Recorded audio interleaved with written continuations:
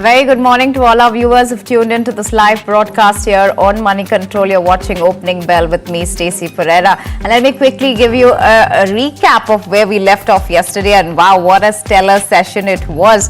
We saw the Sensex climbing up about close to 1%. 78,000 levels is what we managed to close above, 78,053 to be precise. The Nifty too, rising up more than that. 23,721 was the highest that it touched and closed off. And what we could say, the sentiment pretty much positive, and the expectations of an upcoming budget as well as the robust global cues that we're getting so far. If you look at the broader end of the markets, those ones seem to have traded mixed at this point, and giving that indication that perhaps there is this rotation that you're about to see, because we did see the mid-cap index seeing some bit of profit taking, the small cap seeing just minor gains of about 0.2%. But of course, the positive cues definitely coming in for the market, where India's current account has now turned a surplus in the fourth quarter of FY24. That definitely giving some momentum to investors on the India story overall. But let me also give you another interesting trivia. Well, we have actually bounced back quite well. We would say a good 7.5% since that June 4th lows is what the Nifty has managed to gain back on. So 7.5%, quite a good number there that you're looking at. So definitely the bullish momentum, we would say, is there. You might see some blips and hiccups here and there, but at least the overall sentiment still remains quite positive for the Indian equity markets. Today, the GIFT Nifty may not be showing that kind of exuberance that we saw yesterday, but we have the whole day of trade to go ahead, and we're going to see how the indices, goes forward. But let's discuss all of that and more in just a bit. Before that, let me take you through all the top headlines. Stock markets on Wall Street closed in a mixed range, we would say. The S&P 500 and the Nasdaq managing to snap its three-day losing streak, whereas Nvidia is the one that saw a good rebound. The Dow Jones, on the other hand, closed with some bit of losses. Stocks in the Asia-Pacific region are also trading mixed following that handover from Wall Street. The GIFT Nifty is suggesting a lower start for the Indian equity markets. Crude prices remain range-bound, with Brent crude trading over that $85 barrel mark. Gold too has remained range-bound around $2,300 an ounce. And sources tell your network that Sanghi Industries promoters are likely to launch an OFS, or offer for sale, looking to sell about 3.5% stake in the company at 90 rupees a share. The promoters also of CE Info Systems, that really runs MapMyIndia, is also likely to sell about 0.9% equity in the company at about 5% discount to yesterday's closing price, is what we're learning. The Congress party appoints Rahul Gandhi to be the leader of opposition in the 18th Lok Sabha. The race for the speaker heads to a vote for the first time in over 50 years, with members of the House set to choose between NDA's Om Birla or India Alliance's candidate of K. Suresh to lead the 18th Lok Sabha. Well, that was on the political front. We're going to see quite a bit of action in the parliament, but also on the Lal Street, nevertheless ceasing to fail that moment. We are about 9 minutes or so to know where the markets are heading, whether it's a new high today that we can expect, or whether traders will want to give some sort of a breather, or, look for an opportunity in the dips that they could go on to place long positions on the Nifty. Well, we will be discussing that and more, but first, let me also take you through a couple of index cues that you can look out for. Well, we did see both the Sensex Nifty and the Bank Nifty notch up to intraday record highs yesterday. Among the bank constituents, we saw Axis Bank, ICICI Bank, HDFC among the biggest contributors. So was also from the NBFC space. You saw Shriram Finance, pulling in some good gains. On the flip side, you did see the mid-cap see some bit of underperformance, which which really kept that market breadth then in favor of the declines. And when you look at the advanced decline ratio, it was almost 3:4 in favor of the declines this time around. So market breadth probably favoring the declines, but that could also be an opportunity is what the word on the street is. But if you go by the option queues, we did see maximum call option open interest at the 24,000 strike, about 1.07 crore worth of contracts that were placed for the 24,000 call option strike, whereas on the put side we did see open interest for the 23,000 strike, about 1.3 crore contracts there. So if you look at the put call ratio or the PCR, that one has jumped by about 1.38 versus the 1.14 levels that it was in the previous session. Still in the favor of the bulls, one would have to say. If you look at the stocks that have been in the F&O ban, well, no new stocks have been added for 26th of June at least, but still in the ban is GNFC, there's Indus Stars, there's also Punjab National Bank as well as SAIL, which continue to remain in that F&O ban. What have got out of the ban finally is Balrampur Chini Mills, there's also Chambal Fertilizers, Granule India as well as Piramal Enterprises. So these four stocks now out of the F&O ban list, at least for June 26th. In terms of where we saw the money flows coming in, well, DIIs ended up being net sellers yesterday, but selling stock worth close to 149.45 crore rupees, whereas the FIIs did do the buying this time around, and we saw them purchase shares worth 1,175.91 crore rupees in the cash market on June 25th. And if you look at the India Wix index, now that one also has been seeing quite some interesting swings, but yesterday it did rise by about 1.81%, and it is hovering around that 12 to 14 levels right now at 14.31. Still an indication that the bulls could see some bit of comfort there on the street. But let's understand what really we are picking up from the traders there. We are in an F&O expiry for the June series week as well. So how is one supposed to be trading, and what is the strategy you should use for the index? Joining me for that is Rajesh Palviya. He's a Senior Vice President for Technical Research at Axis Securities. Good morning, Rajesh. Always a pleasure to have you with us here at Moneycontrol. Let's understand what the strategy one could adopt at this point, especially for the index after what we've seen yesterday and for the whole week that has gone by. We've seen some good, interesting gains, although the Nifty was trading quite range bound, we would say, and not moving up that 23,500 levels. Now we managed to conquer 23,700 levels. So what the strategy for the Nifty per se would be, or what are the levels that you are tracking?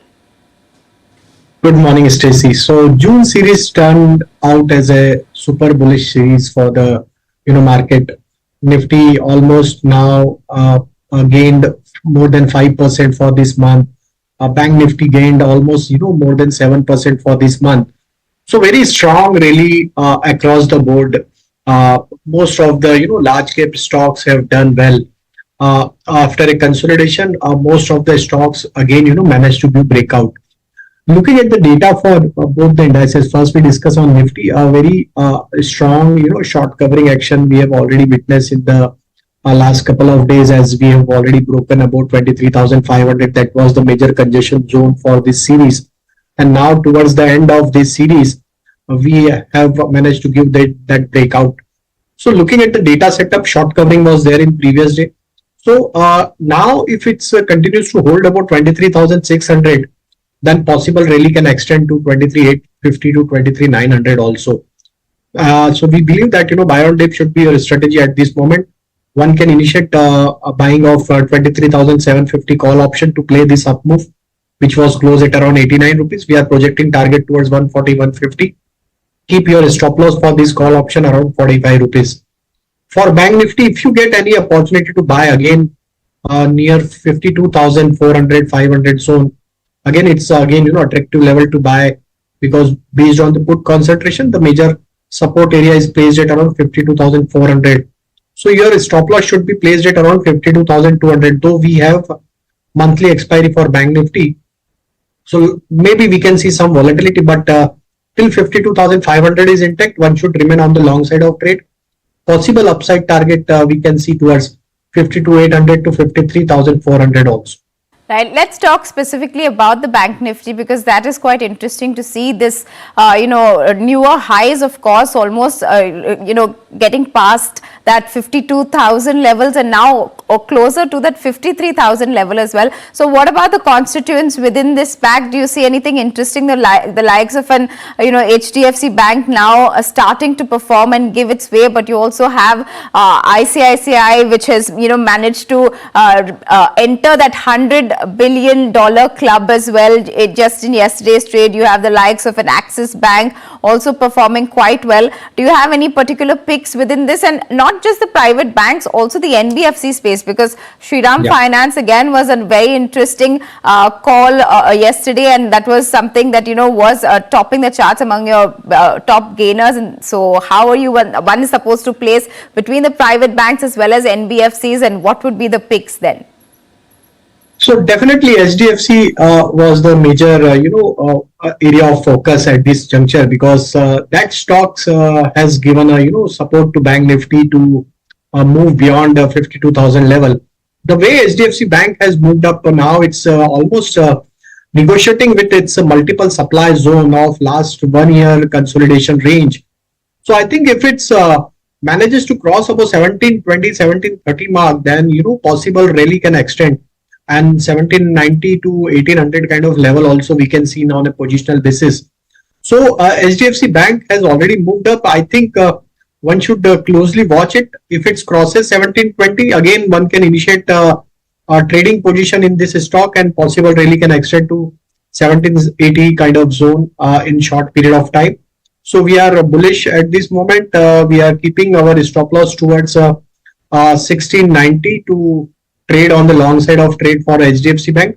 Again, ICICI Bank is also looking very promising from a private bank, and we believe that if ICICI Bank manages to cross again 1200 kind of zone, then really can extend to 1240, 1250 also. Stock is in uptrend for across all time frames. Series of higher top, higher bottom formation is taking place. So here also we are holding our bullish view with stop loss of 1165. And the third bank from private sector bank, that is Kotak Bank. Again, this stock has also done well in last couple of weeks. Stock has shown good buying interest. Now stock is almost trading near to 1800. If it crosses those level, then rally can extend to 1850 also. Yes, as you mentioned, NBFC is also participating in this rally. So banking and financial both are looking very promising. Shriram Finance is also looking bullish. We expect this rally can extend to 3050, 3080 kind of zone. Keep your stop loss at around 2955. Even housing finance company can be looked at. LIC Housing Finance is also looking bullish. So we are holding bullish view for LIC Housing Finance also for upside target of 790 to 800. Interesting. So not just Shriram Finance, but any of the housing finance companies like LIC Housing Finance also would be interesting to pick right now.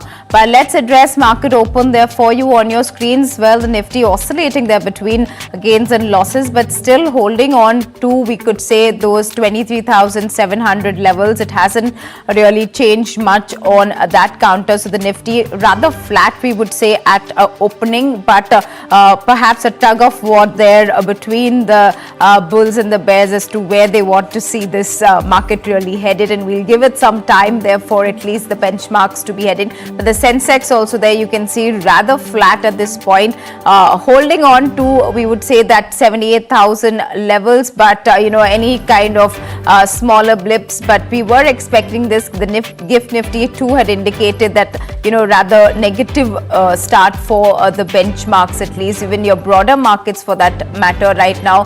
The midcap index continuing to see some bit of pain. Even yesterday, that was the one that really didn't perform in tandem to what we saw the benchmarks do. So the mid-cap index, there's still almost close to 100 points that it could shave off, we could see at opening. Well, small cap though holding out, we would say the only respite that we are seeing in the green on your screens at this point. So the BSE small cap index seeing some bit of gains. The bank nifty also trading rather flat above that 52,500 levels, but flat start we could say for pretty much most of your benchmark indices indices. The Sensex managing to see some bit of green on your screens at this point. So those are pretty much your bigger indices that are trading, we would say, rather flat at this point, but with that bit of positive bias, so headed towards a positive phase, we would say.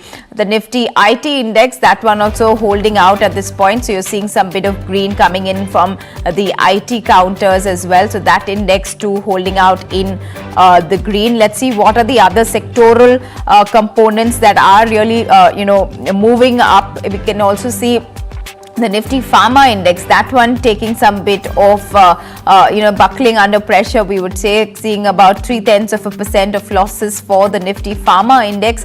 Whereas let's also look at the Auto Pack, that one also being quite interesting to see, especially towards the end of the month. That when you see the auto, OEMs really put out their data, and that's when we normally see the Nifty Auto Index come under some bit of pressure. In fact, yesterday, Eicher Motors, one of the components, was among the biggest laggards in trade.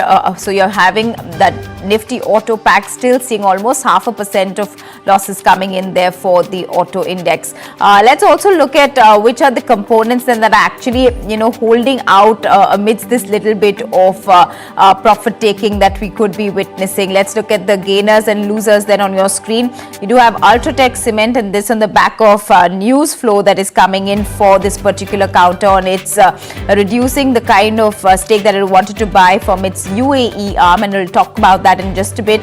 You have ICICI Bank also that is holding out from your banking pack. There's LTI Mindtree, that also there is news flow coming in. Bajaj Finserv, Kotak Mahindra Bank, as well as TCS. So you have a couple of your IT names as well as the banking and financials names that are making it to your gainers list. HDFC Life continues to be there among your gainers, as well as L&T. So those are a couple of the components among your laggards. You are seeing the likes of a Cipla on your screen, which is oscillating between some losses. Bajaj Auto from the auto names is the one that is perhaps putting pressure also on the Nifty Auto Index. You also have Hindalco, Hero MotoCorp, HDFC Bank, as well as Tata Steel. So some of these names continuing to be there among your laggards. Tata Steel, M&M, Eicher Motors, those ones continuing to be among the losers with that we've seen in at least the past 2-3 sessions. Now it's interesting to see that we saw ICICI Bank also there, because that particular counter is interesting to look at right now, because the market cap of the company has surpassed that $100 billion mark. Remember, the private lender shares have rallied more than 20% since January this year. So if you look at it on a YTD basis, about 20% is what that particular stock has seen. It also becomes the 6th Indian firm to join that $100 billion club. And interestingly, the likes of an HDFC Bank is also something that has been in this $100 billion club. You also had the likes of an Infosys that managed to slip only recently after the kind of drubbing that you saw IT stocks get. So the likes of a Reliance, TCS, all of those are the Bharti Airtel also recently joining this $100 billion club, and now you have the likes of an ICICI Bank there. But let's also talk about a couple. Let's get Rajesh once again to ask him, because that's where we left off, really talking about how the banking pack has been quite interesting to see, especially private banks, and how nice it is to see them participate within this rally. But besides banking, now that is one sector that we've spoken about in detail. Let's also talk about metals. Now that is an interesting space, because metals has also seen quite interesting swings when we saw the kind of momentum that we got from China, but not really having that the earnings not showing that kind of focus. But we're still seeing the likes of a JSW Steel or a Tata Steel among your laggards in trade, or at least among the losers. What's really happening in the metal space, and is this opportunity to buy in companies like those? Would you say that, Rajesh? So volatility is there in most of the metal stocks since last couple of weeks. Though we have seen a very strong rally in most of the metal stocks in of late, but since last couple of weeks, some consolidation, or we can say some profit taking, is happening in the metal space. But if we analyze on the longer term time frame, still trend is on the bullish side. So I think this correction or this decline should be used as a buying opportunity in most of the metal stocks.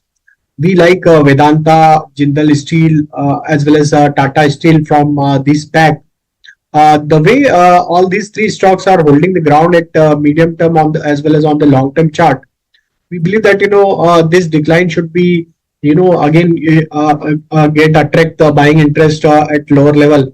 So for Vedanta, if you get opportunity around 430, 425 zone, it's a good level again, to re-enter in this stock.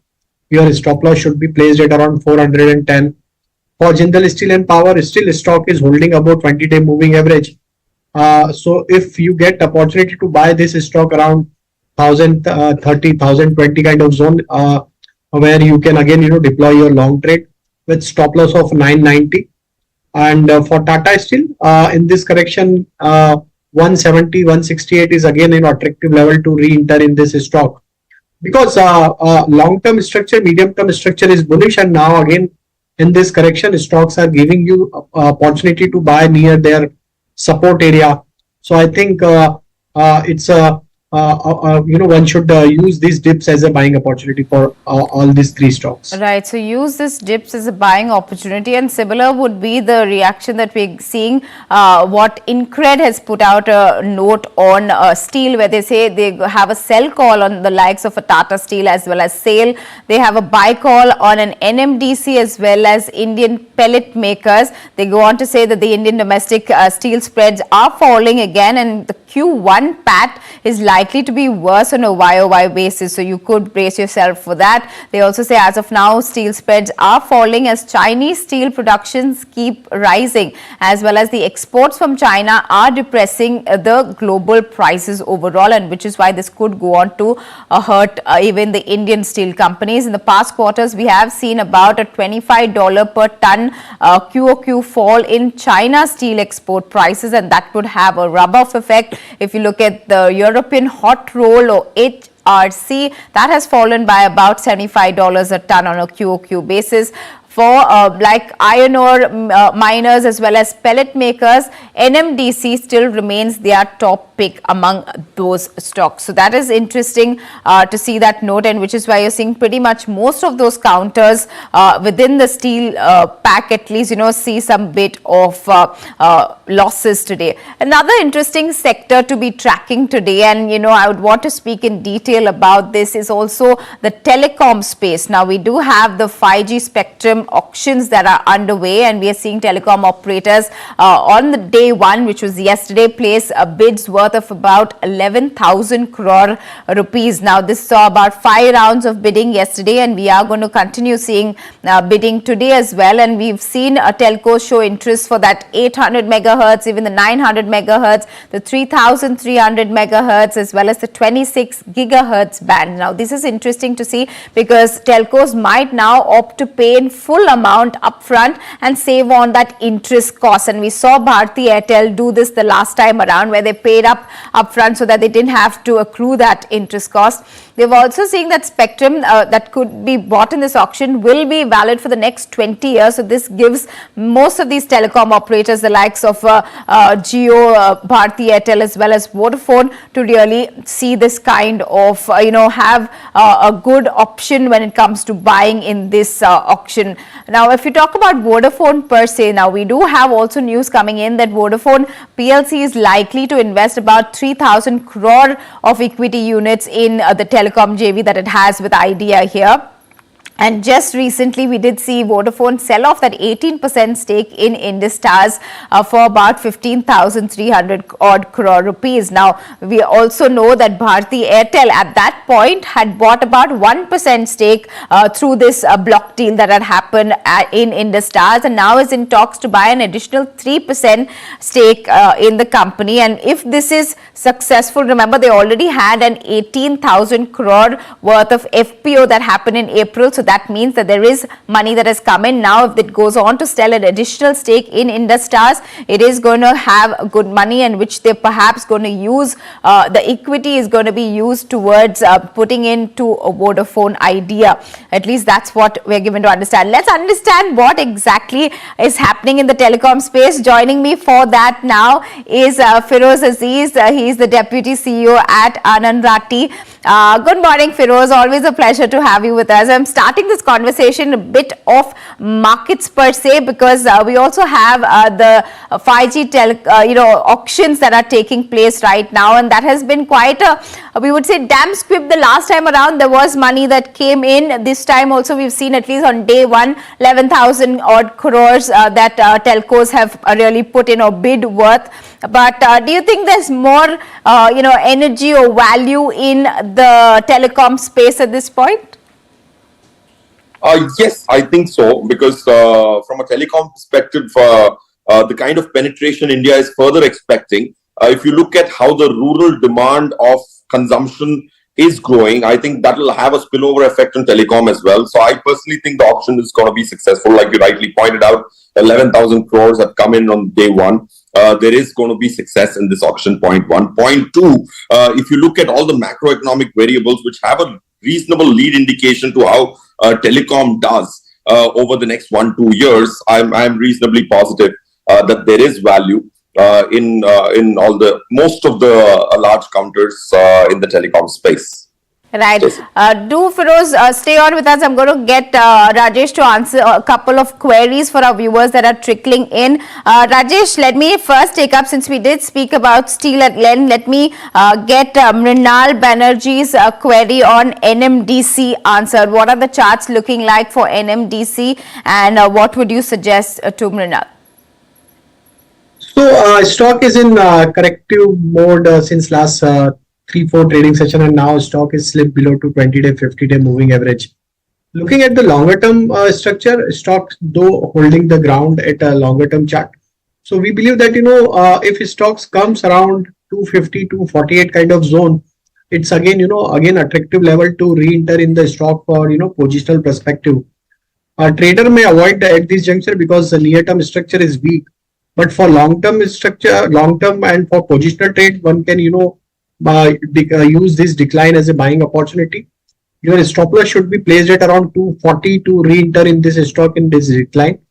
On the higher side, once stock manages to cross again above 265 zone, then this rally can extend to 290, 300 kind of zone also on a positional perspective. So use this decline as a buying opportunity.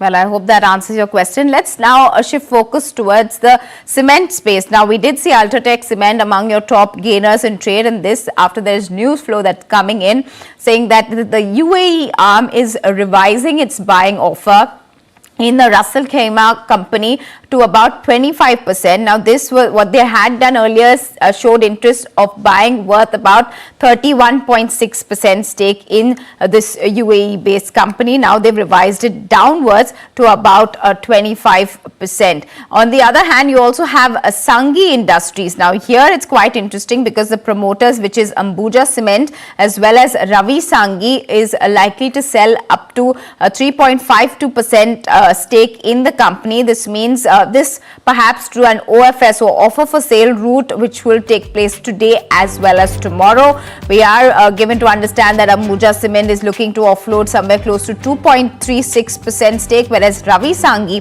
will pare down his stake by about 1.16%. The floor price for this for the OFS is somewhere around 90 rupees per share. So interestingly, the cement sector has also seen some interesting buys and also consolidation, we would say. For that matter, you're seeing the stock perhaps react to this news flow that is coming in for Sanghi Industries. But Feroze, let me bring in your view here then on the cement pack and also maybe the overall infra play, and how does cement really fit in there, or are there better pockets that are better valued if not cement within the infra play?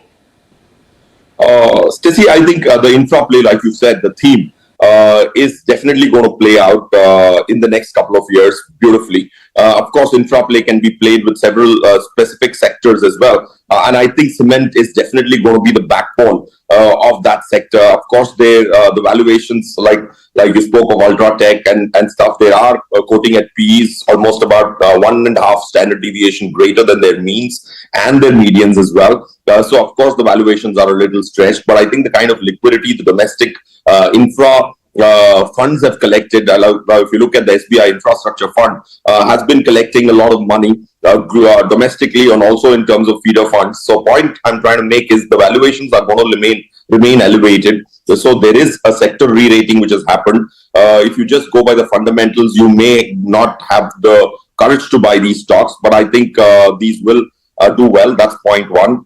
Point two, I personally think that the GDP growth also is a reasonable proxy to the infrastructure space. So we've grown last quarter at 7.8%. So this year we're going to grow at 7.2%. If you look at the kind of rural demand, which I think is going to also support the cement sector, I think the point I'm trying to make is the valuations have got re-rated. And I think they will always quote 1 standard deviation more than the means. So I think it's a good play over the next couple of years, may not be in the short term though. Right. So we have seen some bit of re-rating in a couple of stocks, at least when it comes to the cement pack. Well, Rajesh, back to you and we'll get a couple of queries answered. But before that, since there is a query on Tata Motors, there's also a brokerage note that is quite interesting that has come out on this particular counter. Now, JP Morgan has an overweight call with a target price of 1,115, I beg your pardon, per share. They see that the monthly sales for tractor as well as for JLR indicates that May 2024 retail sales have grown by about 21% on a YOY basis. This also sees that the monthly retail sales has, the various ends of the market from the PE to the CE as well as your EVs. All of them have shown a really good retail trend before the quarter ending. JLR retail for the month of May has outperformed even the luxury peers in the US, EU as well as China. So that's where the India JLR picture is really turning around. Rajesh, how are you looking at Tata Motors, or rather what are the charts saying for Tata Motors? Is this dip also a good chance to buy for this stock as well? Definitely. So long-term structure for Tata Motors is on the bullish side. Though there is consolidation is happening in the stock since last couple of months. Though long-term structure is bullish, in this corrective move, stock is now approaching towards its near-term, short-term moving averages, which is placed at around 950, 940 zone. So I think one can, buy in a staggered manner. We believe that, here stock is attracting some buying interest around this support area. So 940, 950 are the important level where, one can, keep buying with this stock. Your stop loss should be placed at around 920 level. That's the important level to watch for on the downside. And on the higher side, once stock again, manages to cross about 1000 level, then this rally can extend and maybe we can see a new all-time high also on a positional perspective for Tata Motors. So long-term structure is bullish. Already 3-month consolidation with a mild profit taking is already done. So I think, yes, there is a high possibility that, again, stock will resume its, upward momentum very soon. And then we may again, see new all-time high trajectory for Tata Motor in coming months. Right. So you can wait for those 1000 levels and then look at Tata Motors once again. I hope that answers Satvika Rangnathan's question.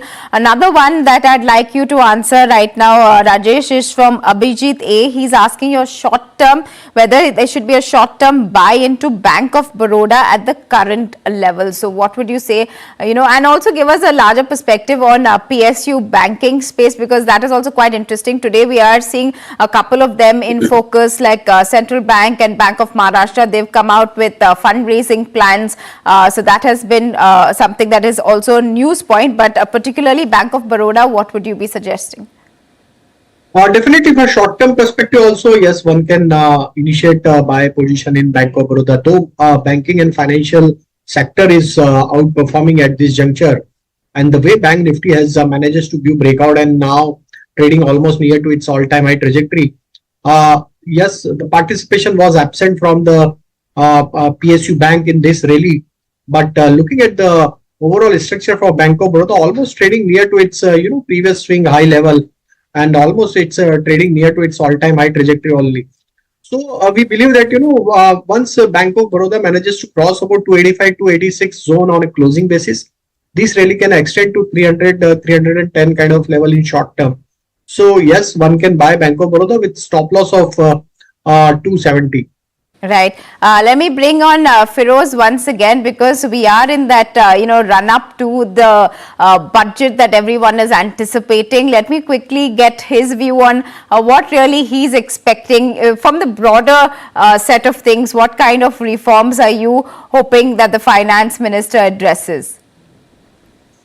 Stacy, I think if you look at where the markets are currently, of course, going into a budget with these kind of market levels, I would expect the market to not react too positively to the budget. That's point one. Point two, which I'm trying to say is from an economic standpoint, I don't expect too much reform in this one, but I think the tax collections have been very robust for the first 2.5 months of this fiscal. You see about 11.3% growth in the GST collections. You see about 22.7% growth in the direct tax collections, and the advanced tax numbers seem very, very healthy. So I think the capital expenditure, which has been one of the key themes in the previous term as well, that will continue. The implementation of the capital expenditure committed has also not happened. I think that will have a large push.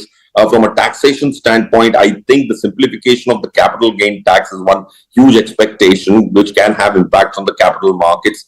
I think Nifty has surprised us with the earnings for the last fiscal. We were expecting 980 rupees of Nifty earnings. That's gone up to almost about 1048 for the last fiscal year, which brings Nifty PE from a forward standpoint with 1165 estimate to almost about 19.6 PE. So of course, after a 26% rise in the last 1 year, earnings have also risen 26-27% in a year's period. So point I'm trying to make is I think this budget is going to be more about implementation rather than the new reforms. And I think tax and the revenue collections will give enough headroom for the government to actually do that. Right. So a lot that is expecting, lot riding. But while we're talking about, the government, let's also look at a regulator. And if I'm talking specifically about SEBI, who is, coming in together to kind of protect at least retail investors. In fact, it has gone on to tighten the F&O vigil norms. You're seeing they've put in a panel in place so that they look at the risk management in order to protect investors. A lot that is happening from the regulators'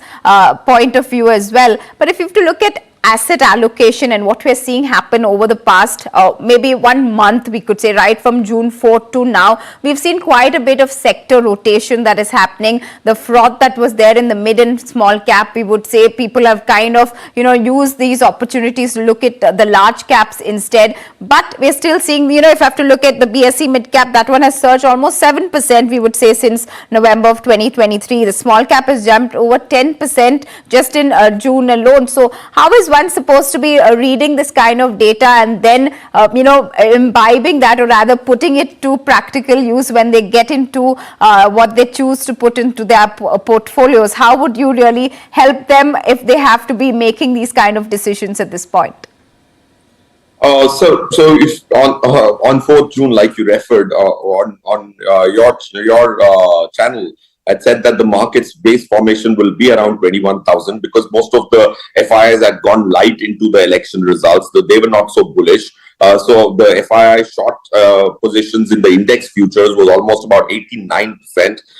When there is so much shorting, it's very likely that the markets actually take a U-turn. This variable has proved right 10 out of the 11 times in the last 2.5 years, which I've been tracking this variable. So point one I'm trying to make is the market has been buoyant because FIIs didn't go overboard in terms of overbuying territory. So now coming to your specific point of where should the money be, I think equity is the place where your money should be. Long-term monies, I think debt is irrelevant. If people are assuming that interest rates will come down and bond prices will go up, I think that's a hypothesis which may not work because it is the first time I'm seeing such a flat yield curve for India. Repo rates must have gone up after COVID, but I think the 10-year GSEC has remained static. So you've not lost money in the bond market. So you're not going to make money when the interest rates on the short end of the yield curve come down. So point one I'm making is be more equity heavy. Point two, the mid cap, the 150 stocks, which is in the NSE 500, are called the mid cap 150, which is what the mutual fund managers track. That's a little overvalued. If you look at their earnings, that 150 stocks earning is about 523 rupees on a price of 20,000 on Nifty mid-cap 150. So I think the mid-cap space is overvalued. The small-cap space has a lot of pockets of undervaluation. So I would not be too worried about small-cap valuations, because there are stocks which are quoting at 2 sigma lower than their median PEs as well. So mid-cap is the most overvalued pocket, but there is a 31% growth expectation in the earnings of the mid-cap stocks. So have 55% in large caps, about 20% in mid-caps, and almost about 25% in small cap is the implied exposure one mutual fund investor or a direct investor should look at. Interesting Capitalization. Interesting allocations there. 55% you're saying into large cap, 20 odd into mid cap, because that perhaps is where you're saying it could be overvalued, but with a caveat saying that there is a 31% gains that you could see in the earnings, as well as another 20-25% that you could give a small cap. I hope that helps viewers in, if they were looking as to where they would needed to park their money. I'm going to have Rajesh have the last word today. And Rajesh, any particular stocks that are on your radar, and perhaps also answer one query before you go, because there is one that is coming in from the semiconductor space, which is quite interesting. There's a viewer asking your view on MOS chip technologies as well as the semiconductor industry as a whole. We've been seeing what NVIDIA is doing in the US, and that has kept everyone quite interested and excited. But what does the MOS chip industry technologies, I beg your pardon, have on its charts? So very strong really in this stock in last couple of week. The way stock is moving up, we believe that till stock is holding the ground about 280 275 zone, possible really can extend to 320 330 kind of zone also. So on a longer term chart also, stock managed to give breakout of consolidation range, and since last couple of months stock is making higher top higher bottom formation. So we believe that this really can extend further, and 320 330 could be the next target. So keep your stop loss at around 280 to hold or ride this really in the MOS chip. The stocks where we are focusing for the day or for short term trading perspective, that is, first one is Motherson Sumi. That stock has managed to again regain to all time high trajectory. The way stock is moving on a weekly chart, this is the third consecutive week where stock is making higher high low formation. So sustained buying action is taking place in this stock. We believe that this rally can extend towards 210 to 215. So one can buy Motherson with stop loss of 188. Second stock, Shriram Finance. That stock, as we discussed in the opening of show also, and now stock is almost trading near to 3050 level that we have projected the target. But the way stock is showing buying interest, we believe that this rally can extend further, and possible rally can extend to 3,150, even 3,200 also on a positional perspective. So here also one can buy and accumulate this stock with stop loss of 2995. And the third stock where we are focusing at this moment, that is India Cement. Stock managed to give breakout of its falling trend line on a daily as well as on the weekly chart, and most of the cement stocks are doing good at this juncture. So India Cement may continue its upward momentum towards 265 to 270 zone. So one can buy with stop loss of 242. Quite some interesting picks there, but it completely out of time. So let me thank both my guests, Feroze, Azeez, as well as Rajesh Palviya. Thank you so much, gentlemen, for giving us your time and speaking with us, helping our viewers with their queries, and also helping them understand how they should be trading in this kind of a market. Well, with that, we're completely out of time. So it's a goodbye from the entire team that puts this piece together, and also would like to wish our camera person, Bala, here from our team, a very happy birthday. So most of us only see my face here, but there's a whole team that puts this together. So we'd like to wish him and all of your good wishes to him a very happy birthday. But also do post us your feedback in the comment section below and follow us in the link at the bottom of your screen. For all your other updates, come back to moneycontrol.com as well as the Money Control app. I'll see you tomorrow.